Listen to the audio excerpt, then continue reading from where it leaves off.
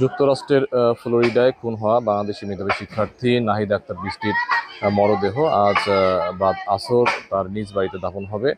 আমরা যতটুকু জানতে পেরেছি, আসলে নাহিদ আক্তার বৃষ্টির মরদেহ ইতোমধ্যে ঢাকার আন্তর্জাতিক যে বিমানবন্দর রয়েছে সেখানে এসে পৌঁছানোর কথা। সেখান থেকে প্রক্রিয়া শেষ করে দেশের বাড়ি মাদারীপুরের কোয়াসপুর ইউনিয়নের যে এলাকা রয়েছে সেই এলাকাতে বিকেলের দিকে আসবে। অর্থাৎ আসরের নামাজের পরে সেই মরদেহ দাফনের যে প্রস্তুতি, সেই প্রস্তুতি এখানে চলছে। আপনাদেরকে দেখানোর চেষ্টা করছি।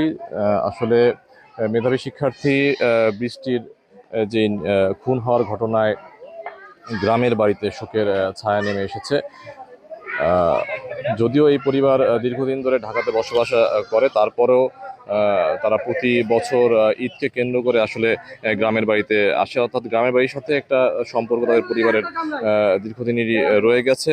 মেধাবী শিক্ষার্থী বৃষ্টির মৃত্যুর ঘটনায় আত্মীয় স্বজন ছাড়াও সাধারণ যে পাড়া প্রতিবেশী রয়েছে তাদের মধ্যে শোকের ছায়া নেমে এসেছে। আজ তার মরদেহ তার দেশের বাড়িতে দাফন হবে। ইতিমধ্যে দাফনের জন্য যে কবর খনন সহ আনুষ্ঠানিক কাজ চলছে। আর এই বাড়িতে পাড়া প্রতিবেশী আত্মীয় স্বজন সহ যারা রয়েছেন তারা সকাল থেকে এসেছেন। সবার মধ্যে আসলে শোকের একটা ছায়া রয়েছে। আমরা পারিবারিক যে সূত্র অনুযায়ী আমরা জেনেছি যে নাহিদ আক্তার বৃষ্টি ঢাকার মিরপুরে তাদের পরিবার থাকে, সেখানেই পড়াশোনা করেছে এবং সেখান থেকে সর্বশেষ নোয়াখালী বিজ্ঞান ও প্রযুক্তি বিশ্ববিদ্যালয় থেকে কেমিস্ট্রি অ্যান্ড কেমিক্যাল ইঞ্জিনিয়ারিংয়ে স্নাতক শেষ করে ঢাকার বাংলাদেশ প্রকৌশল বিশ্ববিদ্যালয়ে স্নাতকোত্তরে ভর্তি হন। সেখান থেকেই আসলে যুক্তরাষ্ট্রের ইউনিভার্সিটি অফ সাউথ ফ্লোরিডায় ফুল স্কলারশিপে পিএইচডি করার সুযোগ পান এবং সেখান পিএইচডি করতে যুক্তরাষ্ট্রে অবস্থান করছিলেন। তবে সেখানে খুন হন বৃষ্টি।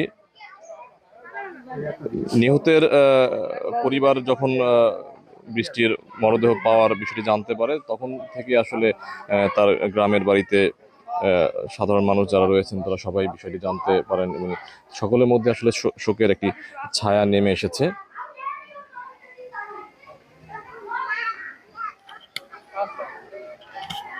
বৃষ্টির পরিবার সূত্র জানিয়েছে, ফ্লোরিডা অঙ্গরাজ্যে পুলিশ বৃষ্টির লাশটি উদ্ধার করে এবং সেই লাশটি আসলে গলিত এবং বস্তাবন্দি অবস্থায় ছিল। আজ আসলে তার দেশের বাড়িতে যে বৃষ্টির মরদেহ এসে পৌঁছবে। তবে পরিবারের যে একটা প্রত্যাশা ছিল বৃষ্টিকে শেষ দেখা, আসলে সেই দেখাটা আসলে দেখতে পারবে কিনা সেই বিষয়ে সেটি নিয়েও তাদের মধ্যে সংশয় রয়েছে। কারণ বৃষ্টিকে হত্যার পর লাশ পানিতে ফেলে দেওয়া হয়েছিল এবং সেখানে গলিত অবস্থায় বৃষ্টির মরদেহ উদ্ধার করা হয়েছে। আসলে মেধাবী শিক্ষার্থী বৃষ্টির এই হত্যার ঘটনা কোনোভাবেই মেনে নিতে পারছে না তার পরিবার এবং স্থানীয়রা। তারা হত্যাকারীর দৃষ্টান্তমূলক শাস্তি দাবির পাশাপাশি এমন ঘটনার পুনরাবৃত্তিও যেন আর না ঘটে সেই কামনাও করেন। ইমতিয়াজ আহমেদ, বাংলানিউজ 24, মাদারীপুর।